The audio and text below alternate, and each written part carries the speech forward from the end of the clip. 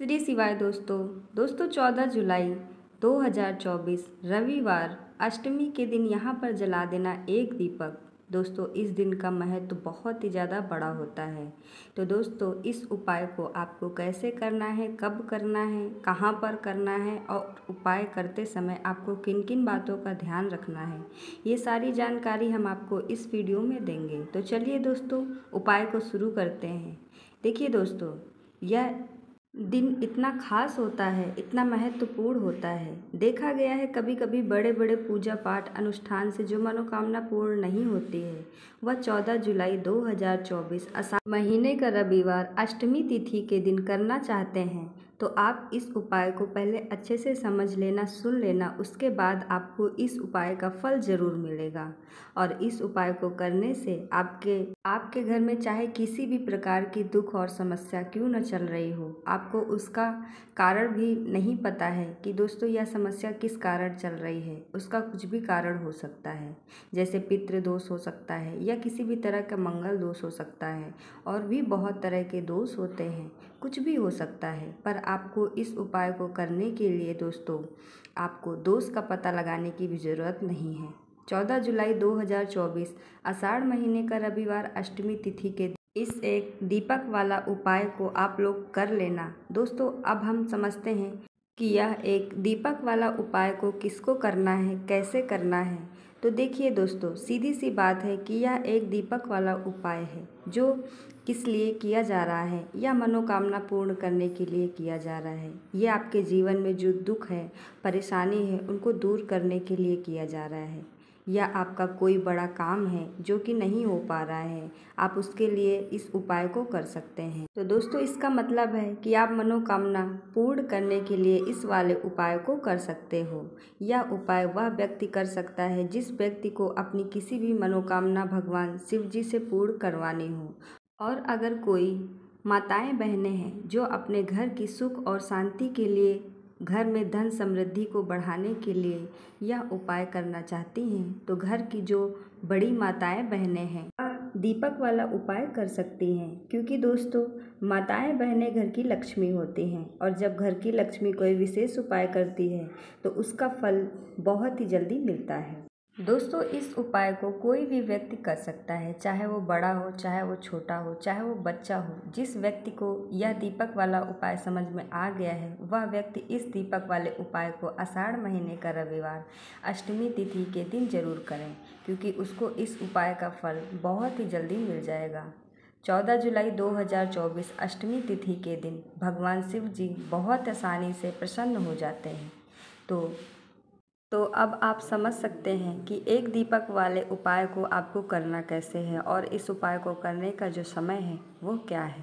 तो देखिए दोस्तों, 14 जुलाई 2024 आषाढ़ महीने का रविवार अष्टमी तिथि के दिन किए जाने वाले यह एक दीपक वाला जो उपाय है, यह मुख्य सुबह के समय होता है। किस समय होगा? सुबह के समय होगा। आपको कोशिश करनी यही होगी कि सुबह के समय हम इस दीपक वाला उपाय को कर लें। पर किसी कारणवश अगर आप सुबह इस उपाय को ना कर पाओ और आपको कहीं और काम से जाना हो, या किसी और काम की वजह से आप यह उपाय को ना कर पाओ, तो आपके पास फिर दूसरा मौका रहेगा कि आप इस उपाय को शाम के समय कर सकते हो। क्योंकि दोस्तों शाम का समय जो रहेगा प्रदोष काल का समय रहेगा। अब दोस्तों प्रदोष काल का समय भी कब से कब तक का होता है, तो दोस्तों आपको हम बता देंगे, क्योंकि बहुत सारे लोगों के मन में प्रश्न होगा कि प्रदोष काल का समय कितने बजे से कितने बजे तक होता है, कि हमें उपाय के लिए जो करना है समय पता लग जाए। तो दोस्तों हम आपको बता दें, प्रदोष काल का समय होता है, शाम का समय होता है।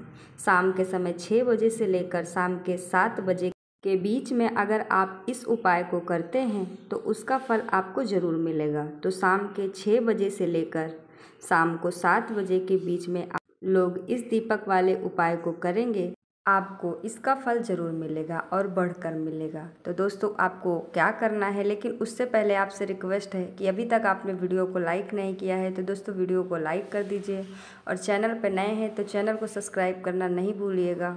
और दोस्तों कमेंट बॉक्स में जय माता लक्ष्मी, हर हर महादेव लिखना नहीं भूलिएगा। आप जानते हैं दीपक की बाती का पूरा जल जाना, बच जाना क्या मतलब होता है और क्या संकेत देता है। कहीं आपके जीवन की सभी परेशानियों की वजह आपकी जलाई हुई बाती तो नहीं है। कहीं आप पहले से जले हुए दीपक में तो नहीं बाती जलाते हैं। और क्या आपका दीपक पुराना है या फिर नया, फिर कितने सालों से दीपक का इस्तेमाल कर रहे हैं। कहीं आपकी भी आदत तो नहीं है थोड़े दिनों बाद दीपक को बदल देने की। तो दोस्तों, आज आपको जानकर हैरानी होगी कि आप अपने पूजा घर के दीपक जलाते समय अगर यह गलती करते हैं तो आपको इसका परिणाम भुगतना होगा। और दीपक की बाती का पूरा जल जाना और बाकी बाती का बच जाना भी अलग अलग संकेत देता है। हमारे लिए जानना बहुत ज़रूरी है। तो दोस्तों, यही सब बातें जानने के लिए वीडियो के अंत तक हमारे साथ बने रहिएगा। तो दोस्तों, आगे बढ़ने से पहले वीडियो को लाइक ज़रूर कर दें और दोस्तों कमेंट बॉक्स में जय माता लक्ष्मी लिखकर चैनल को सब्सक्राइब ज़रूर कर लीजिएगा। तो दोस्तों, जब हम पूजा करते हैं तो हमारा दीपक कभी कभी अचानक से बुझ जाता है और कभी कभी ऐसा होता है कि हमारी पूजा होने के बाद हम उस दीपक को भगवान के सामने जलता हुआ छोड़ देते हैं। लेकिन कुछ समय के बाद दीपक खुद में खुद बुझ जाता है और इसमें आधी जली बाती बच जाती है। और कभी कभी तो हमारी दीपक की बाती पूरी जल जाती है और उसमें फूल भी बन जाता है। और इनके अलग अलग नकारात्मक और सकारात्मक परिणाम होते हैं। तो सबसे पहले ये जानते हैं कि अगर हमारे दीपक में फूल बनता है तो इसका क्या मतलब होता है।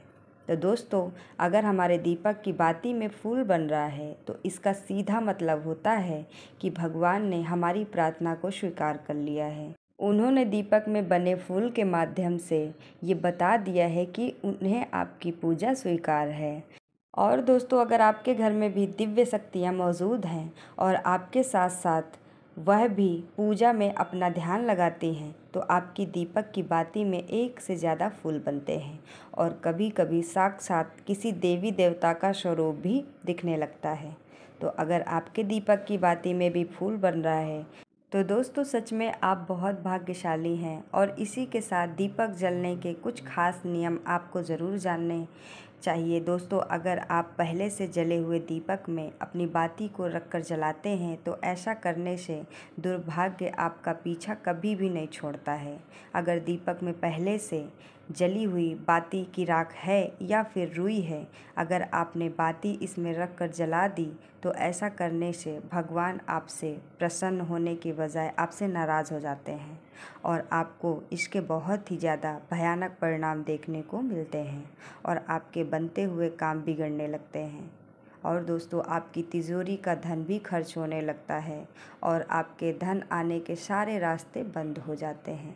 तो हमेशा यह ध्यान रखिएगा दोस्तों कि जब भी आप दीपक जलाएं, आप हमेशा साफ़ सुथरे दीपक का ही इस्तेमाल करें। दोस्तों, इसी के साथ कुछ लोगों की आदत होती है कि वह कुछ दिन बाद अपने दीपक को बदल देते हैं। तो इस पर गुरु जी का कहना है कि अगर आप जिस दीपक से पूजा करते हैं और उस दीपक को कभी भी मत बदलिए। आप उस दीपक को सिद्ध हो जाने दीजिए। जब कोई दीपक रोज़ाना भगवान के सामने जलता है तो वह दीपक सिद्ध हो जाता है। आप उस दीपक को सिद्ध हो जाने दीजिए। दीपक रोज़ाना भगवान के सामने जलता है तो वह दीपक धीरे धीरे वक्त के साथ सिद्ध हो जाता है। सकारात्मक ऊर्जा उस दीपक में आ जाती है। और दोस्तों, जब भी आप वो दीपक जलाते हैं तो आपका तन और मन दोनों पवित्र हो जाते हैं। तो दोस्तों, आप हर रोज़ उस दीपक को साफ़ कीजिए, फिर उसमें बाती रखकर जलाइए। आप जितनी बार भी दीपक जलाते हैं उतनी बार उस दीपक को साफ़ करने के बाद ही उस दीपक में बाती रखकर जलाएं। लेकिन दोस्तों, अगर आप गलती से भी उस दीपक को बदलते हैं तो आपकी तरक्की में रुकावट आ सकती है। इसीलिए आप अपने दीपक को कभी भी मत बदलना। दोस्तों, आप इस दीपक को 10 साल 20 साल तक जलाएं ताकि ये सिद्ध हो जाए। अब दोस्तों, जानते हैं कि आप उस दीपक को इस्तेमाल कैसे कर सकें। लेकिन उससे पहले आपसे फिर से हाथ जोड़कर रिक्वेस्ट करते हैं कि अभी तक आपने वीडियो को लाइक नहीं किया है तो सबसे पहले वीडियो को लाइक कर दीजिए और कमेंट बॉक्स में जय माता लक्ष्मी जय बागेश्वर धाम सरकार की ज़रूर लिख दीजिएगा। और ऐसी ही जानकारी प्राप्त करने के लिए चैनल को सब्सक्राइब ज़रूर कर लीजिएगा। तो दोस्तों अगर आपके घर में कोई बीमार रोगी है, बुखार है, तो आप इस दीपक को 10 मिनट के लिए किसी भी पानी के बर्तन में रख दीजिए। फिर इसी पानी को उस रोगी को पिला दीजिए। 10 से 15 मिनट के भीतर उसका बुखार उतर जाएगा। वहीं अगर आपके घर में किसी को नज़र लगी है, आपके व्यापार में किसी की नज़र लग गई हो, आपका व्यापार अच्छा नहीं चल रहा है, तो आप भी इस दीपक को तांबे के भीतर पानी में भर कर डाल दीजिए और रात भर के लिए इसे छोड़ दीजिए। और सुबह पानी का छिड़काव अपनी दुकान पर, जहाँ पर आपका व्यापार है, उस दुकान की कोने कोने में, पूरी दुकान में आप इसका छिड़काव कीजिए। इसके आपको बहुत ही ज़्यादा अच्छे परिणाम देखने को मिलेंगे और जो आपकी दुकान में, आपके व्यापार में नज़र लगी हुई होगी वो भी उतर जाएगी। तो दोस्तों अगर आप भी ऐसी गलतियां कर रहे हैं तो बिल्कुल भी मत कीजिएगा और दिया जब भी जलाएं आप साफ़ सुथरा दिया का ही इस्तेमाल कीजिएगा। तो दोस्तों जानकारी पसंद आई हो तो वीडियो को लाइक करके, चैनल को सब्सक्राइब करके वीडियो शेयर ज़रूर कीजिएगा।